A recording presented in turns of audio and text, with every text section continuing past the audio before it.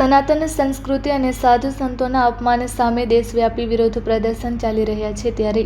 સાંસદ પપ્પુ યાદવ, કોંગ્રેસ અધ્યક્ષ મલ્લિકાર્જુન ખડગે, સાંસદ રાહુલ ગાંધી, સાંસદ અવધેશ પ્રસાદ અને સમાજવાદી પાર્ટી અધ્યક્ષ અખિલેશ યાદવ દ્વારા સાધુ સંતોનું અપમાન કરવામાં આવ્યું છે, જેથી તેની સામે સખત કાનૂની કાર્યવાહી કરવામાં આવે તેવી માંગ સાથે મોરબીમાં સનાતન સંત સમાજ દ્વારા કલેક્ટરને આવેદનપત્ર આપવામાં આવ્યું હતું.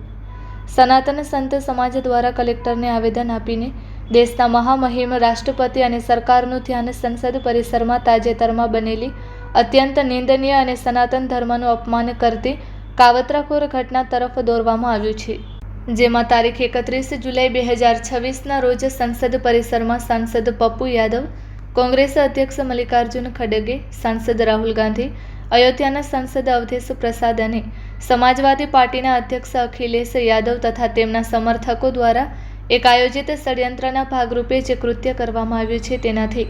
સમગ્ર દેશના સનાતન સંત સમાજમાં અને શ્રદ્ધાળુઓમાં ભારે આક્રોશ વ્યાપ્યો છે. આ જ આક્રોશના ભાગરૂપે આજે સમગ્ર દેશના તમામ શહેરોમાં સંત સમાજ વિરોધ પ્રદર્શન યોજીને આવેદનપત્ર આપવામાં આવ્યું છે. ખાસ કરીને રાજકીય રોટલા શેકવા માટે સંતોનો છડાવેશ ધારણ કરી ભગવા વસ્ત્રો અને પવિત્ર સાધુ સંત સમાજની છબીને ધૂળધાડી કરવાનો હીન પ્રયાસ કરવામાં આવ્યો છે અને પ્રદર્શન દરમિયાન હાથમાં લીધેલા ભગવાનના ચિત્રને પોતાના પગ પાસે રાખીને ઈશ્વરનું ઘોર અપમાન કરવામાં આવ્યું છે, જે દ્રશ્યોથી કરોડો સનાતનીઓની ધાર્મિક ભાવનાઓ દુભાઈ છે. આ ઉપરાંત પવિત્ર શ્રાવણ માસ દરમિયાન અયોધ્યાના પરંપરાગત શ્રાવણ ઝૂલા મહોત્સવમાં આવતા શ્રદ્ધાળુઓની શ્રદ્ધાને આઘાત પહોંચાડી સંતોને માનસિક ત્રાસ આપવા સાથે આશ્રમોની દાન સમર્પણ વ્યવસ્થાને આર્થિક નુકસાન પહોંચાડવાનો પ્રયાસ થયો છે,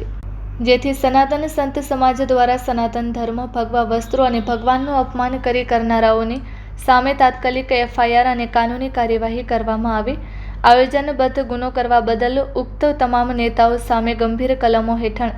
FIR નોંધીને કઠોર કાર્યવાહી કરવામાં આવે. રાષ્ટ્રપતિ પોતાના વિશેષાધિકારોનો ઉપયોગ કરીને સનાતન સંસ્કૃતિનો અનાદર કરનારા આ ચારેય સાંસદોનું સંસદ સભ્ય પદ તાત્કાલિક અસરથી રદ કરે, પવિત્ર શ્રાવણ માસ દરમિયાન સંત સમાજ અને આશ્રમ વ્યવસ્થાને થયેલા આર્થિક નુકસાનની ભરપાઈ દોષિતો પાસેથી કરાવવામાં આવે અને જો તંત્ર દ્વારા આ ગંભીર બાબતે ત્વરિત અને સખત કાનૂની કાર્યવાહી કરવામાં નહીં આવે તો સનાતન સંત સમાજ અને સમગ્ર દેશનું હિન્દુ જનમાનસ ઉગ્ર આંદોલન કરશે તેવી ચીમકી ઉચ્ચારી છે. Report by Shrikant Patel, Kutch care news, Morbi.